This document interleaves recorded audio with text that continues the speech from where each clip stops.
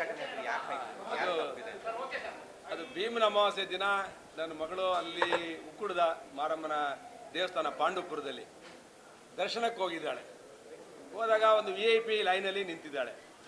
2 ಚಿಕ್ಕ ಮಕ್ಕಳನ್ನ ಕರ್ಕೊಂಡು ಹೋಗಿದ್ದಾಳೆ. ಒಂದು 3 ವರ್ಷದ 2 ವರ್ಷದ ಮಗು, ಒಂದು 4 ವರ್ಷದ ಒಂದು ಮಗುನ ಕರ್ಕೊಂಡು ಹೋಗಿದ್ದಾಳೆ. ಚಿಕ್ಕ ಮಗುನ ಕರ್ಕೊಂಡು ಹೋಗಿ ಕ್ಯೂವಲ್ಲಿ ನಿಂತಿದ್ದಾಳೆ. ಕ್ಯೂವಲ್ಲಿ ನಿಂತಿದ್ದಾಗ VIP ಕ್ಯೂವೇ ಅದು, VIP ಕ್ಯೂವಲ್ಲೇ ನಿಂತಿದ್ದಾಗ ಅಲ್ಲಿ ಒಬ್ಬರು ಕರ್ತವ್ಯದಲ್ಲಿರುವಂಥ ಸಬ್ ಇನ್ಸ್ಪೆಕ್ಟ್ರು, ಆ ಹೆಣ್ಮಗು ಕೂಡ ಅಲ್ಲಿ ಕರ್ತವ್ಯದಲ್ಲಿ ಇದೆ.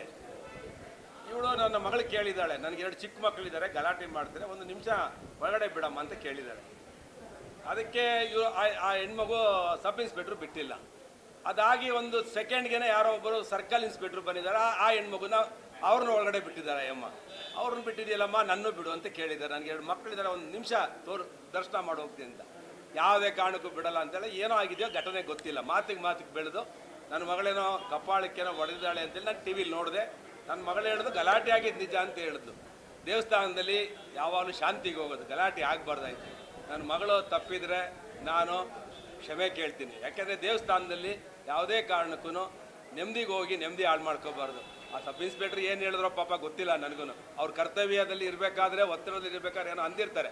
ಆದರೆ ಸಾರ್ವಜನಿಕ ಜೀವನದಲ್ಲಿರುವಂಥ ನನ್ನ ಮಗಳಿಗೆ ತಾಳ್ಮೆ ಇರಬೇಕಾಗಿತ್ತು. ಅವಳಿಗೆ 2 ಮಕ್ಕಳಿರೋದ್ರಿಂದ ಒತ್ತಡದಲ್ಲಿ ಏನೋ ಆಗಿದೆ. ನಾನು ನನ್ನ ಮಗಳ ಮಾಡಿರೋಂಥ ತಪ್ಪಿಗೆ ನಾನು ಕ್ಷಮೆ ಕೇಳ್ತೀನಿ. ಇದು ಮುಂದೆ ಆಗ್ತದೆ ನೋಡ್ಕೊಳ್ತೀನಿ. ನನ್ನ ಮಗಳಿಗೂ ಹೇಳಿದ್ದೇನೆ, ತಾಳ್ಮೆ ಕಳ್ಕೋಬಾರ್ದು ಸಾರ್ವಜನಿಕ ಜೀವನದಲ್ಲಿ ಅಂತೇಳಿ. FIR ಮಾಡಿದ್ದಾರೆ, ಆಯಿತು. ನಾನು ಏನು FIR ಇದೆ ನೋಡಿಬಿಟ್ಟು ಅದ್ರ ಮೇಲೆ ಏನಿದೆ ಮಾತಾಡಿದೆ. ನಮ್ಮ ಮಗಳದೂ ಕಂಪ್ಲೇಂಟನ್ನು ತಗೋಬೇಕಾಯಿತು. ಸುಮಾರು ನನ್ನ ಮಗಳ ಕಂಪ್ಲೇಂಟು ಕೂಡ ಅವ್ರು ರಿಸೀವ್ ಮಾಡಿಲ್ಲ. ನಾನು DGಗೂ ಗಮನಕ್ಕೆ ತಂದಿದ್ದೇನೆ. ಒಂದು ತನಿಖೆ ಮಾಡಿ, ಡಿಪಾರ್ಟ್ಮೆಂಟ್ ಲೆವೆಲಲ್ಲಿ ತನಿಖೆ ಮಾಡಿ, ಯಾವ ತಪ್ಪಿರ್ತದೆ ತಪ್ಪಿಗೆ ಶಿಕ್ಷೆ ಆಗಲೇಬೇಕು ಕಾನೂನಲ್ಲಿ. ನನ್ನ ಮಗಳು ತಪ್ಪಿದರೆ ನೋಡೋಣ ಏನಾಗುತ್ತೆ ಅಂತ ಕಾನೂನಲ್ಲಿ ಹಾಕಿದ್ದಾರೆ. ಕೋರ್ಟಲ್ಲಿ ನಾನು ಕೂಡ ಅದನ್ನು ಮಾತಾಡ್ತೀನಿ. ಧನ್ಯವಾದ. ಸಾರ್ವಜನಿಕವಾಗಿಯೂ ಕೂಡ ಚರ್ಚೆ ನಡೀತಾ ಇದೆ, ಟೀಕೆಗಳು ಬರ್ತಾ ಇದೆ. ಇಲ್ಲ, ನಾವು ಹೇಳೋದೇನೆಂದರೆ ದೇವಸ್ಥಾನ ನಮ್ಮ ನಂಬಿಕೆ ಇರುವಂಥದ್ದು. ನಾನು ನನ್ನ ಕುಟುಂಬದವರು ಎಲ್ಲರೂ ಕೂಡ ದೈವ ಭಕ್ತರು. ನಮಗೆ ನಂಬಿಕೆ ದೇವ್ರ ಮೇಲಿದೆ. ಆದರೆ ಪಬ್ಲಿಕ್ ಪ್ಲೇಸಲ್ಲಿ ಯಾವಾಗಲೂ ಕೂಡ ಒಂದು ಪ್ರೋಟೋಕಾಲ್ ವ್ಯವಸ್ಥೆಗಳನ್ನು ತೆಗಿಬೇಕು. ಏನಂತ ಅಂದರೆ ಎಲ್ಲರೂ ಕೂಡ ಈ VIP ಹೋದಾಗ ಸಾರ್ವಜನಿಕರಿಗೆ ಬಹಳ ಹಿಂಸೆ ಆಗುತ್ತೆ. ಅದರಿಂದ ಪ್ರೋಟೋಕಾಲೇ ತೆಗೆದುಬಿಡ್ಬೇಕು. ಯಾರಿಗೂ ಪ್ರೋಟೋಕಾಲ್ ಇಲ್ಲ. ಎಲ್ಲರೂ ದೇವ್ರ ಮುಂದೆ ಎಲ್ಲರೂ ಸಮಾನರೇ. ಎಲ್ಲರೂ ಕೂಡ ಕ್ಯೂವಲ್ಲೇ ಹೋಗುವಂಥ ಪದ್ಧತಿಯನ್ನು ಇಟ್ಟಾಗ ಇವಕ್ಕೆಲ್ಲ ಕೊನೆ ಆಗುತ್ತೆ. ಪೊಲೀಸರಿಗೂ ಒತ್ತಡ ಕಡಿಮೆ ಆಗುತ್ತೆ.